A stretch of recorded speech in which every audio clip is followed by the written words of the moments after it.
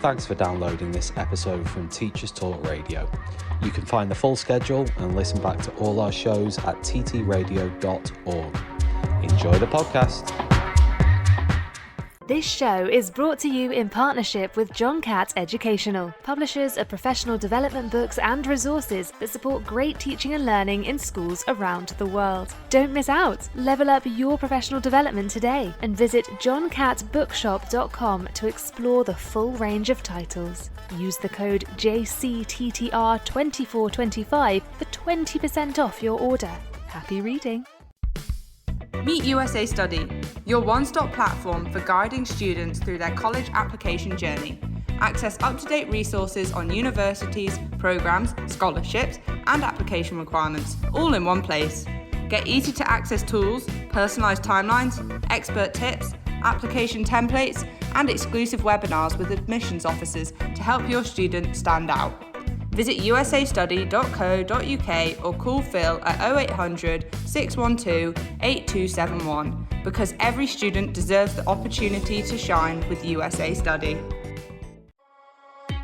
Hey education changemakers, ready for something special? It's Bet Show's 40th anniversary and we're throwing a free celebration just for you. Join us at London Excel from January 22nd to 24th to connect, learn and be inspired. Picture this, 300 plus speakers who truly get it, 600 cutting-edge edtech companies, and all the fresh ideas you need to make 2025 your best year yet. So why wait? Head to uk.betshow.com, grab your free ticket and come celebrate with your peers. Because this is for you. See you at Bet. Hi everybody, good evening to you and welcome to Teachers Talk Radio. Thank you ever so much for joining us live this evening. We've actually got this evening back-to-back shows from 6 till 10. So if you're tuning in at the start of this, then stay with us. Stay with us all evening. This particular show is a really exciting one for anybody, whether you're a teacher or a student, who is interested in studying in the USA. Because tonight I'm going to be talking to guests, one of which is Phil from USA Study, but also I've got an esteemed panel who all have experience in one way or another, whether that be guiding students through the application process to go and study in the USA, whether that be being in the USA in one particular case, or whether it be on the journey towards being in the USA to study. So we're going to be talking to all of these guests this evening, and a special shout to our sponsor on the show this evening, that is USA Study. So your students, if you're watching this, could study in the USA. So if they are interested, if you are interested in exploring this, and I guess one of the things we're going to talk about this evening as well is what the sort of incentives are, I guess, to study in the USA, why people decide to do it. Why do people choose the USA versus maybe other countries? What is the sort of benefits of studying in the USA? We're going to be discussing all of that as the show goes on this evening. And as I said, I'll be signposting throughout the show, there it is, to visit to usastudy.co.uk. So if you are interested at any point during the show this evening in anything we're talking about, then visit usastudy.co.uk to find out a bit more. Get in touch with Phil, who's one of my guests this evening, and he will guide you through and give you a bit more detail on some of the things we're going to be talking about. Anyways, thank you so much for joining us live on Teachers Talk Radio. This show is obviously for you out there. So if you want to get involved in the conversation, all you have to do is write in the comments. If you're watching this on YouTube, you can just drop us a line in the comments. We will share any questions or comments that are relevant on screen. So if you have a question at any point this evening to any of our panelists, then please give us a shout and let us know. So without further ado, I'm going to bring in the first guest, which is Phil from USA Study. Good evening, Phil. How are you? Very good indeed. Thank you. And it's a real pleasure to be here. And thank you, everybody, for joining us. And thank you particularly to the other people on the panel who are really helping me out today. I appreciate it. Fantastic. And Phil, if you want to give a little introduction about yourself, just short introduction to everybody watching about who you are and what you do. I'm a former head teacher of two schools, one in the northeast and one down in the southwest. And Since 2007, I've been helping students that were at my school who had shown an interest in studying in America for sports scholarships. And as I taught high schools in America, in Seattle, Washington, and in Bandera, Texas, they felt that I had some insight into it. I didn't really, but I started to learn very quickly. And over the last 17 years or so, I've worked with many hundreds of students, two of whom are on the panel tonight, and parents as well, and teachers. And again, there's a teacher on the panel, two teachers on the panel, one of whom's a parent of one of the students, and one who's helping students applying to the US. So I'm there as a kind of supporting students, teachers, and parents on that journey through considering it as a possibility. Why would they want to do it? What advantages are, what the opportunities are. And when you've got 4,000 universities in the United States, it's a target-rich environment for students to look at. So I work with schools, with students, with parents, with sports coaches. I do academic scholarships, sports scholarships, and students who are applying, purely to do an academic program. And I think we've done about 250 individual students over those 17 years, and we're really very proud of what we've achieved. That's fantastic. Right. Without further ado, I'm going to bring on our panelists. So we have Sarah, we have Lizzie, we have Hannah, and we have Megan. Good evening to you all. How are you doing? You can all say it in unison, but you might need to all unmute yourselves to do that. Good evening. Good evening. Hello. Good evening. Good evening to you. Good evening. Fantastic. Right. Well, we've done a bit of an introduction. We'll do introductions as we go. We sort of had a bit of an introduction. I want to ask, and I'll sort of ask Phil this first, and then obviously I'll open it up to other people. Why does anybody want to study in the USA? What is this opportunity?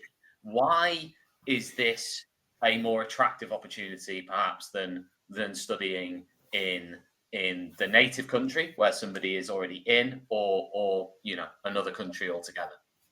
Phil, do you want to start, and then we'll open it up to? I will. I think there are several reasons. Some are purely esoteric, like broadening your scope in terms of international perspective, meeting people from other cultures, meeting people from completely different cultures, different backgrounds. Others are financial. There are opportunities financially in the United States. My son's current student loan debt is about £67,000 from studying here in the UK. It is possible to leave American university relatively debt-free, if not completely debt-free. So it has that. Also has big opportunities. The two young ladies on the panel today are looking at the sporting opportunities that American universities offer. But I think the big difference is the difference in approach. It's that holistic application, so students can exhibit everything that makes them such an individual and special person: leadership, community engagement, as well as their academic, sporting, arts-based performances as well. So it's a holistic application. And it's that 4-year liberal arts program, and certainly Hannah will give you an insight into that studying a wide range of subjects as opposed to just one single subject. And the fact that you're in such a huge country with so many opportunities, with 50 different states, 4,000 different universities, and many of them very different from each other. So it's finding the right university, and Hannah, I'm sure, will give some insight into why she chose University of Mount Olive over other options. But I think it is that broad perspective, that international perspective. It's that willingness and determination to follow something as a real passion that certainly Lizzie and Hannah and many other students that I've worked with have, whether it be for sport, music, art, drama, or academics as well. Brilliant. Sarah and Megan, I'll actually go to you next because you both work in schools. Are you both teachers? I think both of you are, right? Yeah. I wanted to ask you, because Phil sort of outlined there why someone might study in the USA. I wondered maybe you could add to that in terms of the students you're working with. A, why some of those might be interested in this, and B, if you've encountered any sort of worries or anything where they've said, yeah, I'm really interested, but, and what those sorts of buts have been, if any, and how you sort of approach those conversations. I'll go. Yeah, go on, Megan, you go first. So we have a range of reasons. Some of our international students are now exploring the US because the UK is very expensive for them, or it's getting much more expensive. Especially some of our European students who are facing big charges now we've left the EU. Are thinking the US or Canada or Australia. They're all kind of thinking further afield.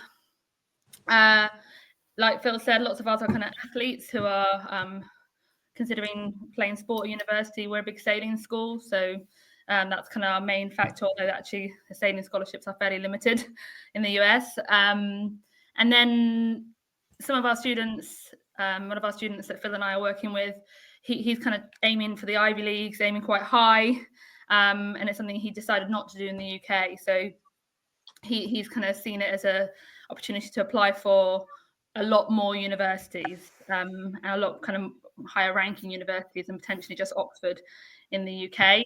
And then I guess my final, the thing that students come to me, so I'm dealing with year 12s at the moment. We've got about 15 year 12s who I imagine will get smaller. The cohort will get smaller, and the thing they are worried about is the fees. If they don't, I'm dealing now mainly with athletes or international students, and their nervousness if I don't qualify for any kind of scholarship, how will I pay for it? And most of my students, despite being an independent school, do need that financial support in some way. Yeah. And it's interesting. I mean, we've got plenty of time, so we will come back to that sort of financial element, obviously, at various points during this discussion. I'm sure Phil can have a say on that as well. We'll talk about scholarships and other things, because I think, Sarah, I'll bring you in, but I thought, Sarah, that just touching on what Megan said there, I would imagine that would be sort of one barrier you might come up against. And I think one interesting point that I think is in the schools I've worked in, and I've mostly worked in UK state schools. In fact, I've never worked in an independent school in the UK. I've worked in private international schools, which is where I teach now. But actually, prior to that, I've always exclusively taught in UK state schools. And in those, there isn't really a sort of, in the ones I've worked in anyway, there hasn't really been a conversation about studying in the USA. It's not really been something that's sort of on the agenda. I don't know whether that's, Sarah, your sort of, I mean, obviously you work in the independent sector, but I'm just wondering sort of, do you see that as part of your school culture, or is this something that you've sort of brought in there? I definitely think that there are a number of certainly independent schools in the UK where there has been perhaps a steady stream of a couple of students each year looking to the USA. But I think perhaps the number of those schools who are doing that are not huge. Certainly in terms of the school that I teach at, it wasn't a destination that was perhaps focused on maybe, and certainly since Hannah, who's on the call, got her scholarship to the US, there's been a real shift, I think, in not just the students considering it, but also the availability of sort of support and guidance for it. Because I think Hannah showed that she could achieve this place at a university in the US alongside a scholarship in her sport, which provided financial support and funding. And that, I think you sort of almost only need that one student to say, this is what I've done, this is achievable, this is great. And it really galvanizes and shows that it is actually an attainable opportunity. And since then, well, I know that Lizzie is considering it and going through that process now, but we've had students every single year who now, instead of just saying, we're only going to look at domestic universities, lots of them say, actually, I'm really interested in considering the US as a destination. So I think it's very easy to break down the barriers. It's almost you need that person to say, oh, actually, I've done it and it's achievable. And then more students are willing to say, actually, we'd really like to look at this. Because I think there are a lot of barriers, but a lot of them are things that people perceive are in the way. So I don't know how to go about it. It looks like it's really expensive. Where do I find the information? And our credit department's amazing, but we've been very much supported by the work that Phil does. And I think that makes it very accessible. Super. I'll bring Hannah in now. So Hannah, you are currently living in the USA, is that right? Yeah, I'm here right now. Brilliant. Well, tell us a little bit from start to finish, if you can, starting from when you were in school, in college, your sort of process and thinking and how you actually went from there to where you are now, in a nutshell. Well, I mean, I would say I was probably quite late to the process. You need to get recruited for like athletic things quite early on. So it was all a bit of a rush.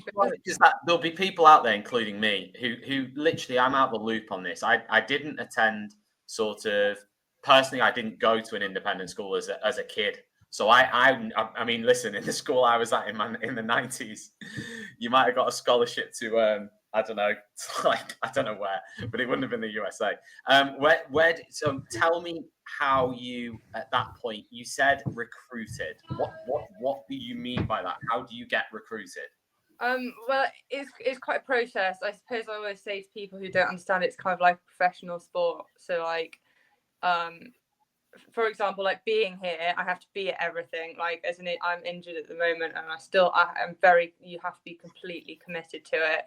And you have time periods where you can contact coaches, and you can't. So you have to start quite early because they have these huge camps in America for all these different sports where like coaches will go and recruit you from to be on their team. So you only have one team. It's not like England and universities in England where you have like first, second, third teams. You don't have that. You have one big team. And, you know, they won't have it. It's not like you trial for it. They pick you and offer you the chance to come to their school, and they'll contact you in those kind of time periods. So I would say when I was Lizzie's age, I started doing it, which is probably fine. It's totally fine. You can totally do that. But a lot of people here do it a lot earlier on when they're first allowed to contact coaches, which probably is about a year or so before. So kind of when you're about 14, 15? No, that's too young. I would say probably like 16. I'm going to go for 16 onwards, yeah.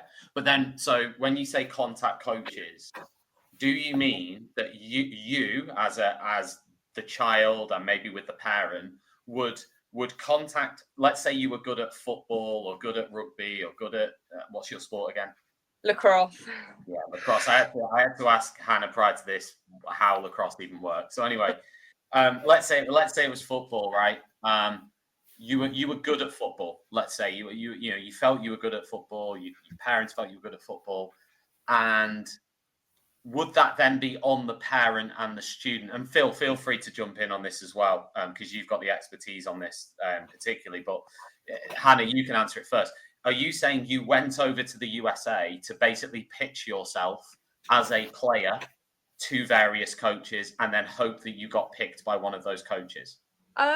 Pretty much. I kind of emailed them. So a lot of people email coaches, and coaches email you, especially if you're like a top kind of recruit in their eyes. So certainly at the top of the D1 level. But I didn't actually go out because it was a sort of COVID time where I was getting recruited. So I sent videos over to them and stuff. But I do know someone right now that has just gone out, and they often get like recruits into schools, so we just call them recruits, and they'll come and practice with us, and they come on like official visits. So they're only allowed one official visit, and they'll like stay with some of our freshman players and then come and train and kind of see what it's like here. Got you. Okay. So if I could just amplify that Hannah said. Hannah was, as she said, at the end of the COVID period, which was a bit more challenging. And Sarah's, as you probably may have worked out, is Hannah's mom. And so she was involved in the process as a teacher and as a parent. But Hannah and I spent quite a time looking at different university options, which is what I'm doing now with Lizzie. Lizzie doing lacrosse at the same school obviously that Hannah was at. And so going through that process of narrowing probably 200 universities that have a lacrosse program in an area that Lizzie is interested in, or Hannah was interested in. And then, as Hannah said, approaching those colleges with an email directly to the coach, with a video showcasing Hannah's ability on the lacrosse pitch and practicing, and the same with Lizzie. What I'm looking to help Lizzie do is to possibly go to what they call an ID camp in the United States. So she would go to the United States in the summer, take part in a summer camp where coaches from a range of universities would be there coaching the girls, and then offering possibly one or two options to consider their university. But it's very much a direct approach. It's very different to when Megan was talking about the young man that we've been working with. Applying for an academic place is very different. So the lacrosse and the soccer and the football, American football, you approach the college directly, and then you have a conversation with them. When it's academically, you do a little bit like UCAS, but you've just got a much wider scope available to you. But why did you choose Mount Olive, Hannah, if you don't mind me asking you that? I mean, a lot of it's based on coaches. So I speak to my friend. Well, my freshman year, I spoke to my friends a lot about it, and they just kind of, they've been contacted by other schools and stuff. But it's all about like where you go, the place you go. Like, I chose it because they gave me a good scholarship as well, and I really like the coaches. That was probably my main reason. I really, really did like my coaches, and I thought they were really nice and accommodating of me as well. Hannah, can I add to that? Yeah. Go on. As mum, in the universities that Hannah was considering, she had sort of narrowed it down to perhaps 20 within the sort of division that she was looking at.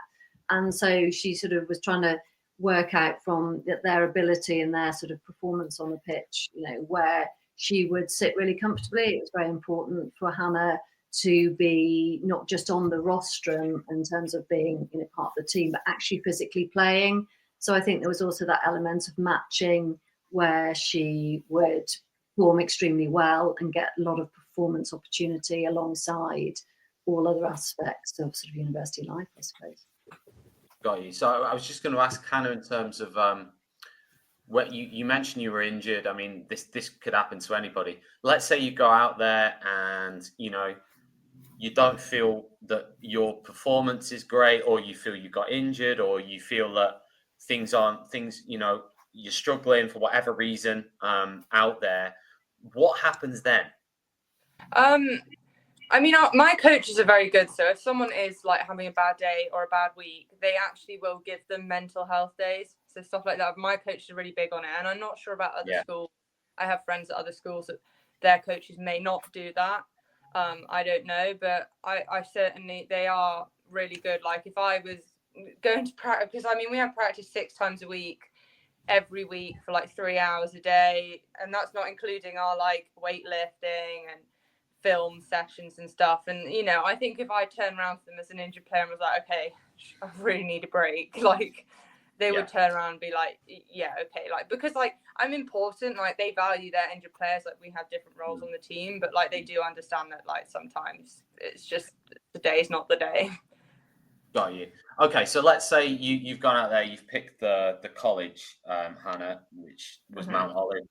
You've had an offer from them presumably, and then you've accepted that offer. And then what happens after that?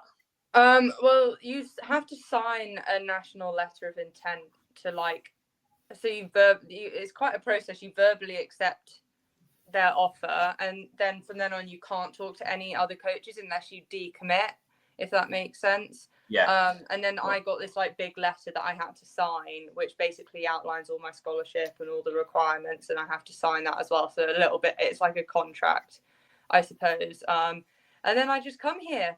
And start training with the team. You are kind of thrown in the deep end a little bit, but I really enjoyed it, and everything's paid for as well, like gear wise and stuff.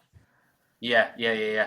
I mean, I'll ask sort of either Phil or Sarah or Megan on this point before I want to know sort of Lizzie's story after that. But I want to just quickly ask you, from the perspective of academic performance, are there mitigations there in terms of, you have to get, like you would in a standard university, you have to get a certain amount of grades or certain number of qualifications from an academic standpoint to be able to benefit from getting one of these scholarships or getting selected? Are they saying we select you, but it's on condition that you do this, this, and this in your exams?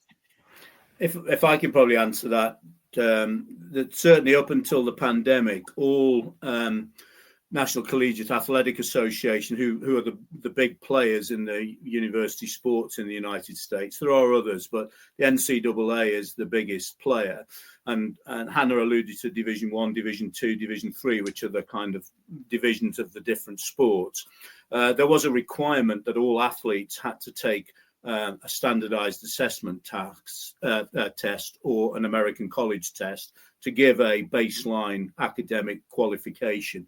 Pandemic made that difficult, but certainly when Hannah applied to Mount Olive and when Lizzie applies to the university she's going to apply to, they will have to convince the coach, and the coach will then have to convince the university that they are capable of accessing the academic program. So the SAT, the ACT, Hannah's A-level predictions, Lizzie's GCSE scores and A-level predictions kind of give that coach the weight to say, this is a very talented young lady, I want her on the squad, and by the way, she's a good academic student as well. I'm not going to, hopefully not embarrass Hannah, but I think you got a merit scholarship based on your academic performance without requiring it, or requesting it rather. They gave it as a reward, if you like, for exams well done. I think Hannah did have a bit of a kind of concern over having to do math when she went to university. This is the upside and the downside of the liberal arts education, that you do have to do some courses, core curriculum courses, which the university require of you. But certainly that's a key, because for one season, as Hannah mentioned, and Lizzie will find out, for one season, you are, to all intents and purposes, an unpaid professional athlete, but you're also a full-time student. So not only will Lizzie have to manage a 6-day workload that Hannah's alluded to in her lacrosse, she's also going to have to keep up with her classes and courses as well. That makes sense. Lizzie, I'll come on to you. Welcome. Tell us something about you then. Tell us what you're doing and what your hopes and aspirations are. Well, I wanted to go to uni in America because, like Hannah, I'm really passionate about lacrosse, and it's much more well known in America than it is here. And I'm friends with people like Hannah who've just told me how much they love it, and I just want to do something a bit different than just going to university in the UK. Yeah, no, that makes perfect sense. Lizzie, I'm going to let you tell us rather than Hannah, because Hannah already tried to explain this to me and I just switched off after 30 seconds. Can you tell me what lacrosse is? Yes. Okay. Out there, and I apologize to Hannah because it wasn't her fault. I just really struggle with the concept. Go on, tell me about it. It sounds really stupid how I explain it, but it's like a basket on a stick. A basket on the end of the stick, and you like throw a ball around to each other, and you try and throw it in a goal that's quite small, actually. It's quite tricky. That's kind of the whole, that's the simplified version of it. It's very quick. What's the one where you're on a horse? Polo. Polo? Oh, that's polo. So that's not lacrosse. Is lacrosse just you're literally running around with the stick? Yeah, we don't have horses. Got you. But polo's similar though. Concept, right? It's literally, I would describe lacrosse as like, imagine like playing football. Well, it's literally that, but you have a stick and a much smaller ball. It's probably in the air. In some ways, it's more complex, but it's not. But like you're just running around just like you would in football. That makes sense. Yeah, the aim is to get the ball from one end of the pitch to the other and score a goal. But you do it by passing it between these nets. It's very small. A little bit like field hockey in the sky. This show is brought to you in partnership with John Catt Educational, publishers of professional development books and resources that support great teaching and learning in schools around the world. Don't miss out. Level up your professional development today and visit johncattbookshop.com to explore the full range of titles. Use the code JCTTR2425 for 20% off your order. Happy reading. Meet USA Study, your one-stop platform for guiding students through their college application journey. Access up-to-date resources on universities, programs, scholarships, and application requirements, all in one place. Get easy-to-access tools, personalised timelines, expert tips, application templates, and exclusive webinars with admissions officers to help your student stand out. Visit usastudy.co.uk or call Phil at 0800 612 8271 because every student deserves the opportunity to shine with USA Study. Hey Education Changemakers, ready for something special? It's Bet Show's 40th anniversary and we're throwing a free celebration just for you. Join us at London Excel from January 22nd to 24th to connect, learn and be inspired. Picture this, 300 plus speakers who truly get it, 600 cutting-edge edtech companies and all the fresh ideas you need to make 2025 your best year yet. So why wait? Head to uk.betshow.com, grab your free ticket and come celebrate with your peers. Because this is for you. See you at Bet. Yeah, I mean, one of the things I wanted to ask you, Phil, because, and I'll come back to you, Lizzie, because I want to ask you a bit more about why you're choosing sort of, and you know, why you've got this aspiration for the USA in particular. But Phil, I wanted to ask that a lot of our maybe listeners, viewers, will work in schools where maybe some of the students don't have a supportive background. They don't have maybe, you know, the sort of carer or parent who's sort of helping them, pushing them on, you know, giving them sort of guidance, advice, opening the opportunity doors and all that sort of stuff. And also they may, I mean, we mentioned a bit there about scholarships, but I just want to give you a scenario there that you've got student A, let's call him Adam. Adam does not have sort of anything apart from maybe their teacher, who's their sort of advocate within their school, maybe their subject teacher or their form tutor or whoever it may be. And they don't have sort of any sort of financial sort of background or any sort of capital around them to be able to pursue it. I mean, be honest with me, Phil, is how can we help that? How would you sort of say to the form tutor, let's say, you know, and they called you up and said, is this a possibility? You know, what happens? Certainly, I would say it is a possibility. It is more difficult. It's like anything, you know, that for Hannah and Lizzie to be the lacrosse players that they are, need all sorts of things to be in their favour. And supportive parents and supportive schools are two main factors to help them. So it is more difficult. But there is organisations like the Sutton Trust who spend quite a lot of time each year trying to advocate for students who are academically capable of going to the United States or to Canada, but are financially not able to. And certainly, I think the big thing in the American universities, speaking up on their behalf, is their ability to help people financially. And certainly with Hannah and Lizzie, helping them through their sport, but also there are, I think, 112 universities in the United States that will agree to meet all your demonstrated financial need. If you can demonstrate that you need it and they are happy to have you as a student, they will pay. So it is possible to literally get a what the Americans call a free ride.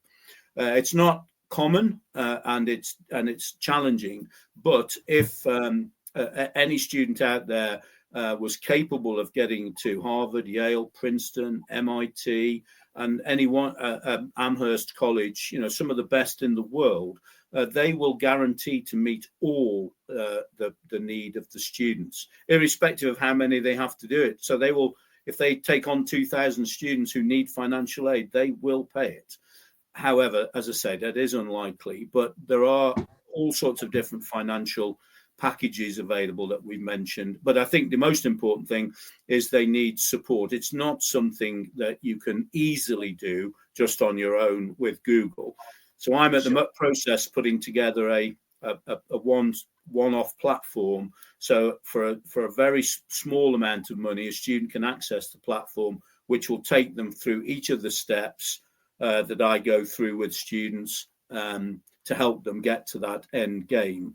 So one of the things that Hannah and I are working on is putting together short videos, short fact sheets with links, so that they can basically manage it themselves with a structure that we can provide. But certainly those students who do go to schools, and I work in several state schools now, Whitley Bay High School here in the northeast where I live, Kirby Kendall, who are slowly but surely encouraging more and more students to consider it. So it is there, but it's still certainly lagging behind. I think Sarah mentioned, and Megan certainly mentioned, that there are a number of schools, and Royal Hospital School in Ipswich will be one that has a number of students each year that are very anxious and keen and committed to looking at it as a possibility. And it's a tribute to Megan and her team that, they're embracing that and taking students on trips to meet colleges and meet representatives, and also Morton Hall, where Hannah and Hannah went, Lizzie goes to, and Sarah teaches there. That they are also a very supportive environment, and that is an added benefit. It'd be interesting to see if Lizzie had gone to the local academy here in Prudhoe, whether she would be an international lacrosse player, which she is now. And the answer to that is probably she wouldn't, despite the fact she's still her and still physically and able to do that. She wouldn't have the opportunity. So my job in USA Study is to try and advocate more and more schools, more and more parents, more and more sports teams to encourage people from, shall we say, more disadvantaged backgrounds to consider it as an option. No, that's brilliant. Megan, I'll come to you, just sort of touching on what Phil said within your school. So are a lot of students interested in this? I would say more and more. Our numbers seem to be doubling or tripling. So the last few years, we've sent one student to the US. Last year, we had our kind of biggest success. We sent a student to Yale, a big sailor. This year, we have 3 applying. And from our year 12 cohort, as I said, we've got about 15 students interested. How many will go all the way? I don't know. I suspect 5 or 6 will go further. And a real mix of some being athletes and some being students who just want to, study engineering or actually go down the non-liberal arts route. What Phil's kind of opened my eyes to is, I would say, my first experience. I've been in the sixth form team for 7 or 8 years, but leading higher education for 2.5 years. And the student who's gone to Yale was my first kind of major student I supported through the year 12 and 13 process. But what Phil's highlighted to me is the different types of colleges. It's not all about Ivy League, and actually, if you want to play sport at university and that's what you want to do, then and potentially you haven't got the academic profile for an Ivy League, which the student who went last year did, you can change your university and actually, he knows universities that I've never heard of. As a kind of American TV show fan, I know the Boston ones through Dawson's Creek and things like that, but I haven't heard of them beyond those kind of Ivy Leagues, and Phil's opened my eyes to other colleges, and I imagine we'll work with some of our students as we go through, because he knows far more than I do. I'm learning, and I'm learning small bits every year. Got you. No, perfect. Right, okay. We've sort of touched on this, but I think it's a really important point. We're now on 13th of January. So, Phil, I don't know whether you want to come back on this, maybe Sarah as well, but and maybe also Hannah, because Hannah's sort of gone through it. But what's the timeline on this? Because if say, for example, somebody wanted, it might be somebody who's now tentatively sort of considering it, isn't it? And sort of, they might be in year let's say they're in year 12, they might be thinking, I don't know, maybe at the end of A level. What are the time frames on it, Phil? I think certainly as Hannah mentioned, that starting to recruit for sport, it's better to start a little bit earlier. To make sure that you've perfected your sport and you've got that portfolio to back up that application, and you've had chance to approach each university, each coach, each college. The academic program, then literally, if you're in year 12, this time of the year is probably getting towards the last opportunity you have to really do a compelling application. Applications have to be in January. For most universities, the thing with American universities, because of its complexity and its rich diversity, everything I say is right somewhere, nothing's right everywhere. So for an academic student, so the boy that is at Megan's school, he's in year 13. He's done his application. He's sent his application in January to the universities that he's interested in. And interesting, I don't know if he's told you this, Megan, but he's got an interview for Princeton in a couple of weeks' time, which he's really excited about.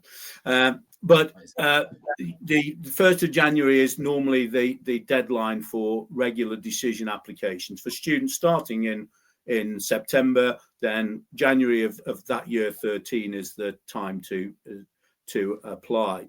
You can apply to one university or early to get get a bit ahead of the game, and that's in November normally. But everything's different. University of California has a completely different system, so that's where people like me come in, because I can help navigate through these different opportunities. But if the boy at Sam, I'm sure you won't mind if we mention his name, Sam, if he gets he will hear from the universities in April, and they will make a decision whether they want to accept him, whether they want to reject him, or whether they want to waitlist him, put him on a kind of holding pattern. So he will know in April which university. So if he's got 2 offers, he can then choose which one he wants to accept. And it's not an offer like often in UCAS where it's A-level grade dependent. It's normally not A-level grade dependent. They've made their decision based on A-level predictions, GCSE scores, recommendations from people like Sarah and Megan, and their own endeavours, on the sports field, in the music room, or in the community engagement. So it is complicated, but essentially, starting in year 12, if you're an academic student, is the best time to do it. End of year 11, once you finish your GCSEs, which is what I recommended to Lizzie, that she made a good start when she'd finished with her GCSEs. But at the moment, she's having to try and wade through treacle to find out the universities that are going to ultimately be the best fit for her academically and sportingly. So it's always a good idea for sports people to start a little bit earlier. Lizzie, I was going to ask you, are you sort of like scared about the opportunity, so to speak, or because there'll be a lot of kids who are sort of, I don't know, 15, 16, 17, whatever, who really can't imagine sort of doing that.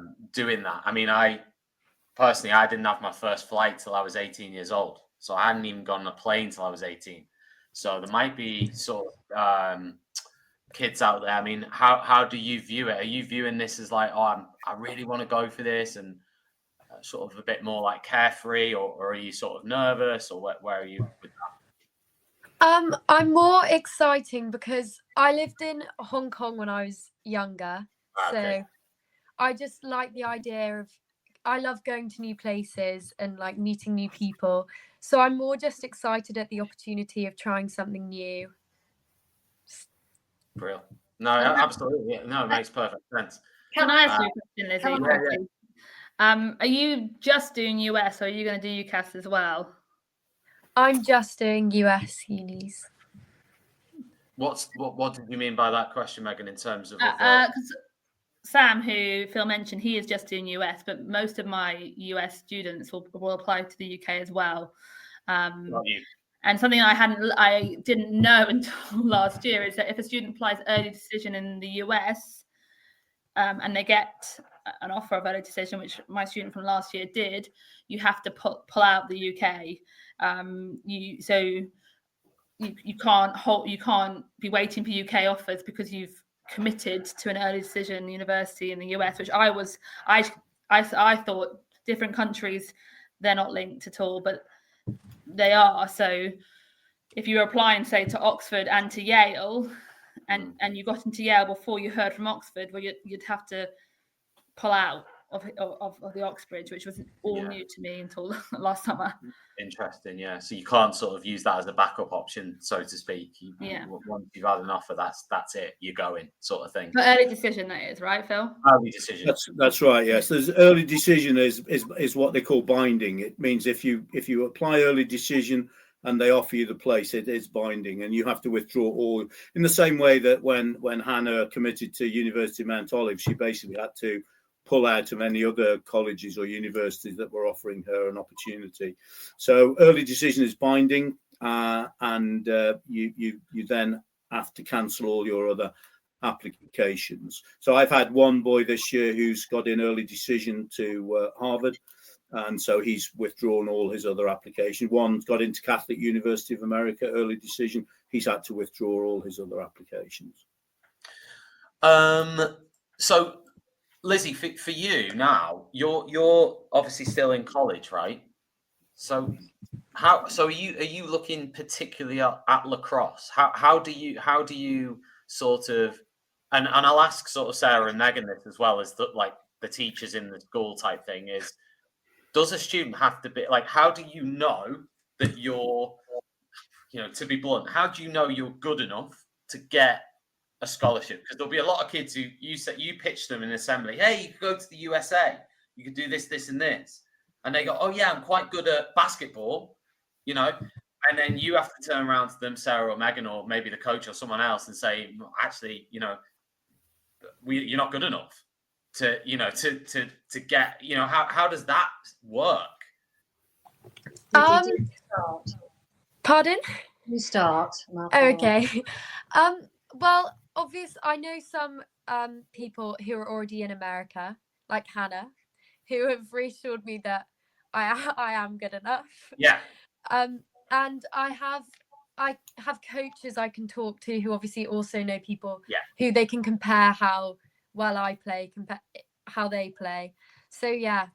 Apart from that, sort of just hoping that I am. Can I just ask you a question, Lizzie? What were you and Hannah doing together during the summer holiday? Oh, I know it's a rhetorical question. I know the answer, but I'm just interested in you articulating it. We were both competing for Wales under-20 at the World Championship in Hong Kong. Yeah, so, and I think that gives you a kind of insight into how she knows she's good enough. Yeah, you've got an idea from that. Yeah, and I'd like to add to that as a parent and as a teacher that you were saying earlier about how do young people who may come from a background that isn't supportive, whether that's familial or educationally, don't have the opportunities that maybe Hannah and Lizzie have had. If the young person is a young person who's involved in a sport to a high level. So whether that is their sort of local club and they're really pushing them, they're a real talent on the football pitch or the hockey pitch or the lacrosse pitch, that's sort of where this sort of germ of a potential for the US comes from. I mean, Hannah, when she was in lockdown in the fifth form, was out in the garden with a lacrosse stick and a wall, on a daily basis, and then recording this and researching it. And she identified that that's what she wanted to do. And there was absolutely no swaying her. I'd never heard of studying in the US. No one in my family had ever considered it. But it was that absolute conviction that that's all she wanted to do. And I think similarly with Lizzie, she's not applying to UK universities. She absolutely knows that's what she wants to do. And I think if the student is additionally, with that dedication and determination, playing at a sort of an elite level, that's when they should really think about it, because the opportunities out there, looking at my daughter's opportunity compared to peers on her lacrosse team who are playing at their local university in the UK, the opportunities are immense and exciting. Sure. I wanted to ask, and again, Phil, Sarah, Megan on this one. We've talked a lot about the sporting pathway, which is obviously for Hannah and Lizzie. I'm presuming there's an academic pathway. So do you want to tell us a bit more about that? Maybe starting from Phil, I guess, in terms of somebody who is really good about art or something, art or music or even like one of the core academic subjects, maths, English, whatever. Yeah, the majority of students I work with are pursuing that, shall we say, more straightforward academic program. They're applying to the university. They're looking to major in business or in engineering or in philosophy or whatever it might be. And then they select the universities that have that particular field of expertise. So engineering, for example, there are big schools like MIT, Georgia Tech, Caltech, that have a particular specialism for that. If you want to go for classical music, slightly counterintuitively, Vanderbilt at Nashville, Tennessee, big country area, is one of the preeminent classical music universities in the world. So there are universities that have particular specialisms, so students can look at that. So one thing that people don't always understand is you cannot study medicine, law, veterinary science, or dentistry as an undergraduate in an American university. You go to an American university and then you do what Hannah's doing at the moment, is you kind of build a degree and then major in a particular topic, particular area, particular subject specialism. So that's the most normal route, and those students will apply on a common application where they write a personal essay, they put down all their attributes. But if they are interested, one of the girls that I was working with a couple of years ago from Morton Hall is at the moment studying at New York University, the Tisch School of Drama, because she was passionate about drama and acting and that. But what about the girls and boys from Royal Hospital School, Megan? Yeah, I think our student from last year's highlighted the athlete pathway a bit more than ever. But lots of them are just looking down the academic route. And actually, from kind of advice from Phil, I started with year 11s and year 12, so I've kind of got a much more established program. We all went to the Fulbright conference in September where we start looking at schools. And actually, there was a lot of schools or colleges that were ones I'd never heard of. They were all came back really loving Florida Tech, and had really good conversations there, especially some kind of our engineers. And then I'm actually about to go on maternity leave, but they're all registered to take the first SAT test in the March cycle, so they can kind of treat it as maybe the only one they do, but a mock. Again, advice from Phil was that they should start taking them early in year 12, and then they can take them multiple times and actually build on their scores. But I would say it's 50-50, those who are athletes and those who are academics. And again, that's something kind of fills over my eyes too, is that it's not, there are so many universities in the US, they don't all have to do Ivy League, and they can apply to a different, I forget what they're called, but a different league of university, and actually that might give them more chance to kind of get some kind of scholarship, be it merit-based.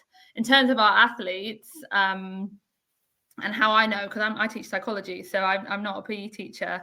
I have spoken to the PE staff about whether they're good enough.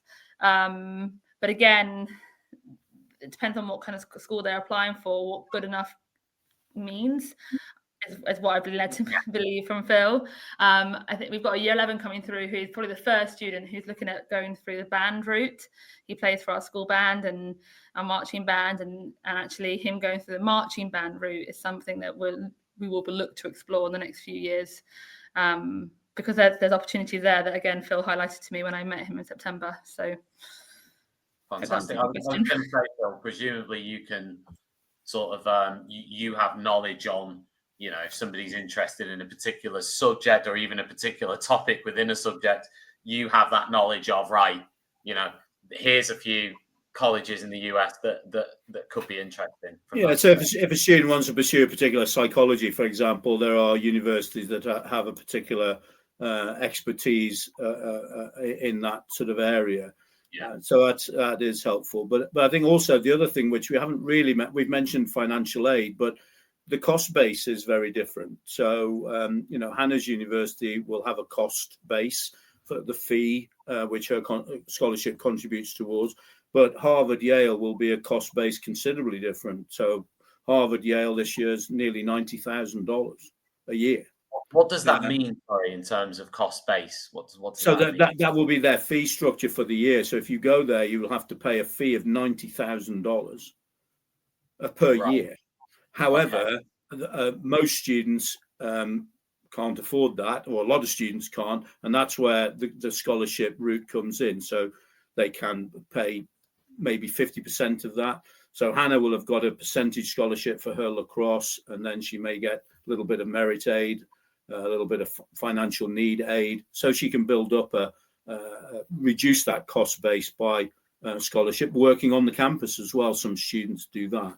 But if you go to other universities, their fee level is maybe $12,000 a year. So that's considerably cheaper than the British university. Yeah. So again, it's a choice. And one of the things that Hannah had to make a choice, and Lizzie will have to, and Sam will have to from Royal Hospital School, is the university that they would like to go to in a place that they want to go to live, studying a subject that they really want to study, but at a cost that their parents or their financiers can live with. And that's where I come in, helping to make that choice between cost, climate, and course, basically. And so there are big options, whereas the British fee is what it is. You know, it's 10,000-ish, irrespective of where you go. Whereas in America, it can be $90,000 down to a community college, 2-year community college, where it's only $5,000. Yeah, I mean, that sort of circles back to my first question, I guess, which is why, you know, many people out there might, you know, people watching this might be saying, why USA? You know, for example, Sarah, you know, Hannah's gone to the US. You know, I guess someone watching might say, well, I can go to a university in Czech Republic, for example, for free. And I'll get that sort of living abroad experience, if you like, maybe.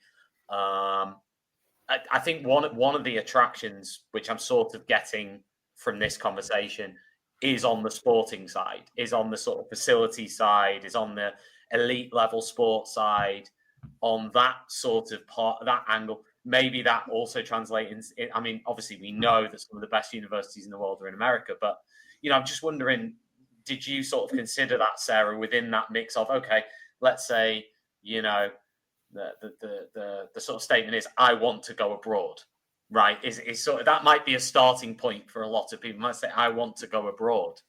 So what made you go down that avenue in particular? So as I think I've sort of indicated before, I was entirely guided by Hannah. So I had never, ever really considered or thought of universities in America, and a bit like Megan, only heard of the top Ivy Leagues from American movies. So Hannah's decision to go there was entirely motivated by her sport. Lacrosse, the USA is the biggest lacrosse playing nation in the world. That makes sense. They lead to such a level that even other nations who are, you know, amazing at lacrosse, such as Canada and Australia and other great nations, really can't catch the USA on a lacrosse pitch. So Hannah had worked out for herself that if her goal was to be the best lacrosse player she could possibly be, the best place to do that was the USA. So I think that was her primary motivator. But when I look now as a parent in terms of what she gets from studying in the USA, as opposed to perhaps studying elsewhere, whether it's the UK or Europe, I definitely think that for her there is the excitement of travel and the opportunities that brings. So she will have competitions not just around her state, but they travel out of state, meeting people, you know, across the USA, the opportunity to see what is an incredible country. And of course, which you get, if you study anywhere abroad, but there's the sort of the cultural immersion, the friendships, really very different way of life. They are incredibly, disarmingly friendly and warm. The amount of people I've made friends with just from sitting on the side of a lacrosse pitch who want to invite you to supper or to visit them for a holiday. I mean, they just are an incredibly warm nation that make you feel very welcome and very at home. And so I think that's something, as a parent, I would never considered this. I think that's a real benefit, and certainly I think. Sorry, I'm just giggling at like sort of American customer service compared to like sort of like British customer service. Hello, it's like Monday morning at 6 a.m. Hello, good morning. What would you like with your coffee? It's like, and then you've got sort of the guy in the burger van on the M6, toll road or whatever. Like, what do you want? What do you want, Tom? Like, burger, you want beans with it? We're very reserved by comparison. And that's certainly, I think, what Hannah would say was certainly a little bit of a shock at first, but it brings also lots of great opportunities and benefits too. Yeah, for sure.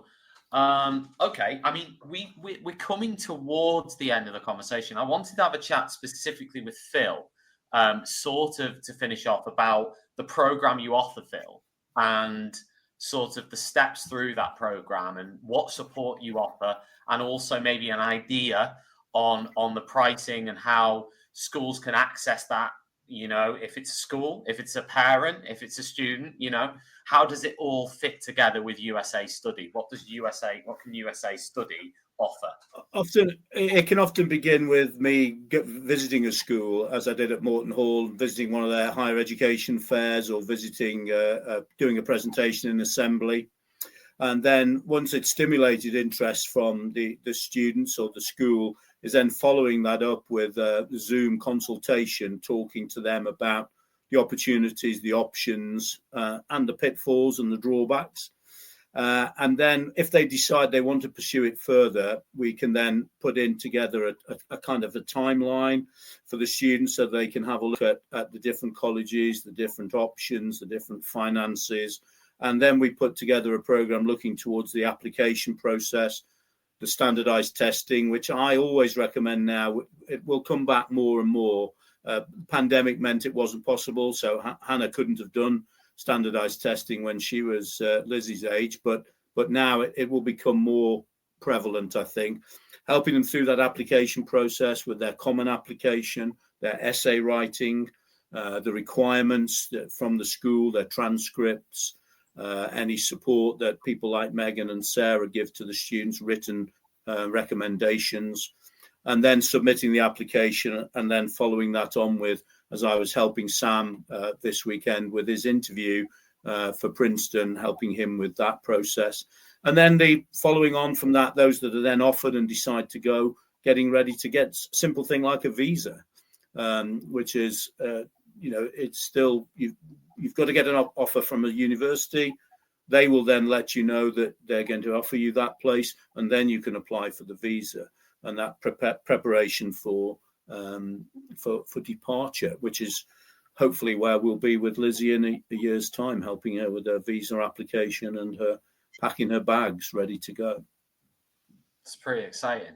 I mean, the departure preparation, how do you support with that bit? To give them help with the visa application, but also in terms of, as Hannah will know better than I do, definitely, but you have to choose your courses, and usually have to do that before the university term starts. So often preparation for course selection, because of this liberal arts degree, this kind of pick and mix approach to it, you've got to get in quickly with the right courses, make sure you've got accommodation, meal plans, and make sure that, but Hannah might answer that. How did you do that, Hannah? I mean, it is quite a process, but you do want to get in with your classes early, otherwise the spots there's only a certain number of spots in each class. But these are all the things that you definitely want your class schedule. That's really key. I had a few issues with immigration, yesterday coming in, and my class schedule was really important for that. And because I was able to give them my class schedule, that really helped me out. So things like that, being able to prove you're a student, I know it's a bit different to what we're kind of talking about, but it's really key actually what Phil does with helping you pick your classes and stuff, because that actually adds into your visa requirements, especially if you have any issues.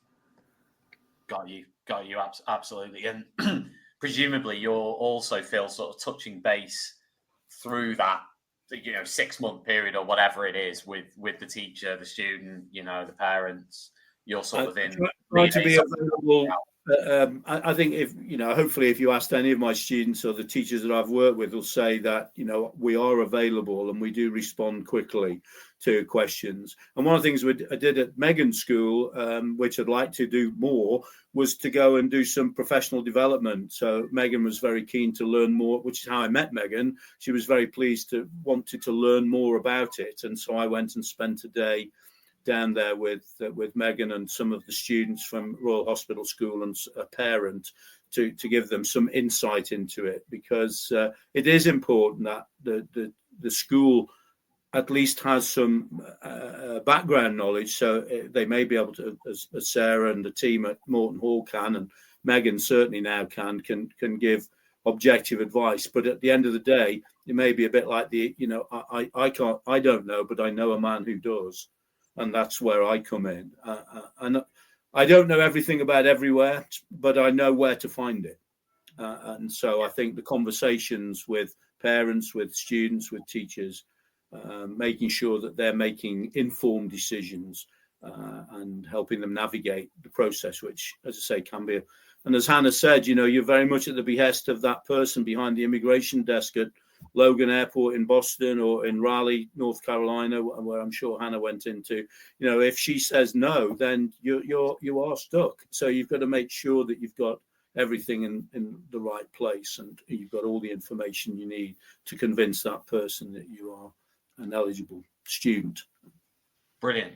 Well, listen, we've covered, I think, as much as we can in the time that we've had. It's been a fantastic conversation. I've learned a huge amount actually from everybody. So that's been so interesting just to hear about people who embark on these pathways and the way they do it, what they need to do. I'm going to ask 2 final questions, short questions. One is to Hannah, and my question to Hannah is: what would you say to a student who is sort of a student or a teacher actually, who is thinking about going and studying in the USA? What would be your message to them? Well, I'd probably just say, because I think a lot of people question it, just do it. There's no harm in doing it. The worst thing someone's going to say to you is no, and there's 40,000 other universities that you can talk to. Like Wood La Crosse, in each division there's 200 universities. That's like so many schools that you can go and talk to, all of different levels. There are some schools that I'd never go to because they're too good, but also some schools that I'd never go to because they're not any good at all. So just go for it, and then you can pull out. It is a process that I actually don't think is too difficult to pull out of. You can never really, unless you commit to something, you can never really get too deep into it. So you may as well just do it and apply and see what happens. That makes perfect sense. And Phil, you get the final word, which is what should somebody do if they want to get in touch with you and find out a bit more about what we've been talking about today? The best way is to go onto the usastudy.co.uk website. There is a contact form there. Just fill that in, and I promise you I'll get back to you within 24 hours and offer you that opportunity to have a consultation and a no strings attached discussion. So that would be the best way of doing it, I think. Perfect. So final word from me is just to say thank you to everybody who's joined us live. We've had over 500 live listeners in the show and watchers, viewers. So thank you very much for sort of joining us on TTR. It's a busy day, I'm sure, for people out there. Busy Monday, so thanks for checking in. Obviously, this will be available if you've just joined us for the last 5 minutes or whatever it may be. This will be available to listen back to as a podcast via Teachers Talk Radio on Spotify, Apple Podcasts, all the other avenues. And it'll also be on YouTube as well as soon as we finish. So if anybody wants to listen or watch, please like and subscribe, of course, on YouTube. Share on the show if there's been something in here of interest, or perhaps you know somebody who might be interested in applying for study in the USA, make sure you forward it on so they can get that information and that support. Teachers out there, of course, you know, if you have students, mention it to them tomorrow and say, hey, you know, maybe this is something you might want to consider for next year or in the future. Thank you, everybody, for joining us live. And I think at that point, we can all just wave and say bye-bye. You've been listening to Teachers Talk Radio. Tune in live and listen back at ttradio.org. We look forward to hearing from you next time on Teachers Talk Radio.